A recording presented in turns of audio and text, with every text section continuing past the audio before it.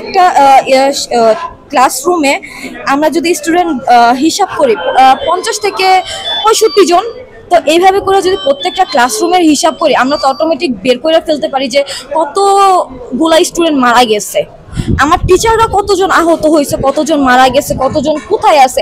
এখনো অনেকেই জানে না যে মা বাবারা তাদের সন্তান কই আছে, অনেকেই জানে না। কিন্তু এই যে এরকম হচ্ছে, কেন হচ্ছে এটা তো আশা করি নাই। আজকেও এই যে উপর দিয়ে যে বিমানগুলা যাচ্ছে, কিন্তু এই যে এত বড় একটা দুর্ঘটনা হয়েছে, আপাতত জন্য কিন্তু বিমান বাহিনী থেকে কিন্তু অফ করা এটা উচিত ছিল, যে না তাদের যে যাতায়াতের রাস্তাটা তারা এখন ইউজ করতেছে, কিন্তু পুরো দেশ কিন্তু এখন শোকাহত। আপাতত জন্য কিন্তু তারা চাইলো এটা অফ করে দিতে পারতো, কিন্তু কেউ কিন্তু দেয় নাই। হ্যাঁ, অ্যাম্বুলেন্স আসছিল, তার আশপাশের থেকেও তো অনেকেই দেখছে যে অ্যাম্বুলেন্স পুলিশ আসছে, কিন্তু আজকে যখন আমরা আসলাম আমরা একটাও কোনো প্রমাণ বা কোনো ক্লু একটা বাচ্চার কিছু দেখলাম। কিন্তু ইভেন কালকে হাজার হাজার মানুষ ওই জায়গাটার মধ্যে ছিল, এই অবস্থানে হাজার হাজার মানুষ ছিল, কিন্তু আজকে কোনো একটা জুতা আমরা পাইলাম না। এগুলি কি হয়ে গেল? কালকে রাত্রে কেন ক্যাম্পাসে পুলিশ আসবে? আজকে এই যে হোস্টেলের মেয়েরা যে আটকানো আছে, সবাই ভাই একটা ট্রমার মধ্যে দিয়ে যাচ্ছে। আমরা যাই না, আমাদের লাইফের গ্যারান্টিটা কই? আমি একটা সাধারণ মানুষ হিসাবে আমার সেফটিটা আমাকে কে দিবে? আমি আজকে যদি কোনো একটা অকারেন্স হয়, তো এই অকারেন্সের দায়িত্বটা কে নেবে? আমার বাবার বিজনেস আছে, তো আজকে আমার এলাকা থেকে যে কোনো একটা মানুষ যদি আমার বাবার কাছে চাঁদাবাজি যায়, আমি কার কাছে যাব? আমি কার কাছে যাই আমার প্রতিবাদটা জানাবো যে না, আমার বাবার বিচারটা আমি দেখতে চাই? সেই প্রমাণিত আমাদের যে বাংলাদেশের মধ্যে ধর্ষণ যে হয়, ধর্ষণের যারা ধর্ষিত তারা কিন্তু মারা যাচ্ছে, কিন্তু ধর্ষক কিন্তু কোনো আমরা নাম জানি না। কেন? আইন কানুনটা বাহিরের দেশে তো এটা হচ্ছে না, বাহিরের দেশে হচ্ছে না। সৌদি ইসলামিক ইসলামিকের দেশ, তো ওইখানে চুরি করা হলে হাতটা কেটে ফেলা হচ্ছে। আর আমাদের বাংলাদেশের আইন কি এমন করতেছে? আমরা কোথায় ভালো আছি? কয়জন আসামির নাম জানি? তো চাই যে আমরা সুন্দরভাবে জানি আমাদের সেফটি নিয়ে, আমাদের ফ্যামিলিকে নিয়ে, আমাদের ছেলে সন্তান যে যেখানে আছে সবাই জানি একটু নিশ্চিন্তে থাকতে পারি।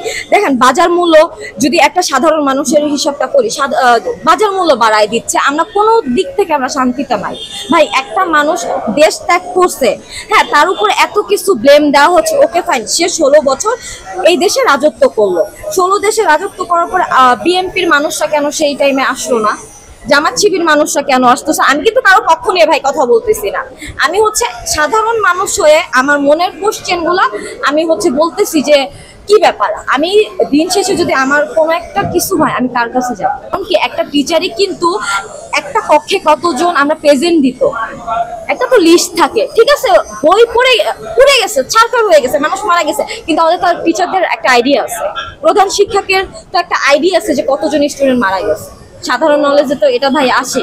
আমরা যারা স্কুল কলেজে পড়ছি, আমরাও ক্লাস ক্যাপ্টেন থেকেও কিন্তু আমরা বলছি যে আজকে এতজন আসছে, এরকম তো আনুমানিক একটা ধারণা করা যায়। এখন এই যে মা গুলা কান্না করতেছে, বাবাগুলা তাদের সন্তানের জন্য কিন্তু আহাকার।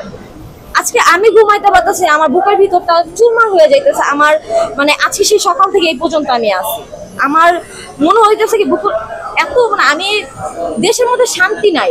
এই যে আসলাম, আমরা এত দূর থেকে আসছি, একটু আবহাওয়াটা একটু দেখেন তো, একটা থমথমে পরিবেশ। কেন? প্রত্যেকটা মানুষের মনে একটা আতঙ্ক। কেন আমরা আতঙ্ক নিয়ে চলবো? আমাদের কি কোনো স্বাধীনতা নাই? এটা তো স্বাধীন রাষ্ট্রের জন্য না আমরা যুদ্ধ, এত আন্দোলন করলাম, এত পথ নিয়ে, তাহলে আমরা কই শান্তিতে আছি?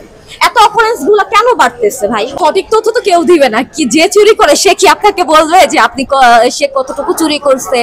অপরাধটা কি কেউ বলে?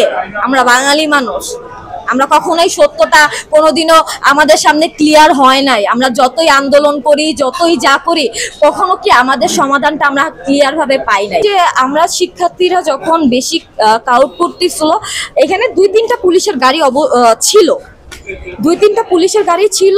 থাকার পরে দেখলাম কি একটা গাড়ি যখন আমরা বের হচ্ছি, কারণ কি আমরা সেই সকালে আসছি, অনেকক্ষণ ধরে বের হচ্ছে, 3টা ছেলেকে দেখলাম যে মাথায় হাত দিয়ে ওরা বলতে সাইড হন, আহত হয়েছে। পুলিশটা কেন? আমার চোখের সামনেই হয়েছে, আমার চোখের সামনে। এখন আমি তো মিথ্যা কথা বলবো না। আমি চিন্তা করতেছি না যে আমার ফিউচারে কি হবে।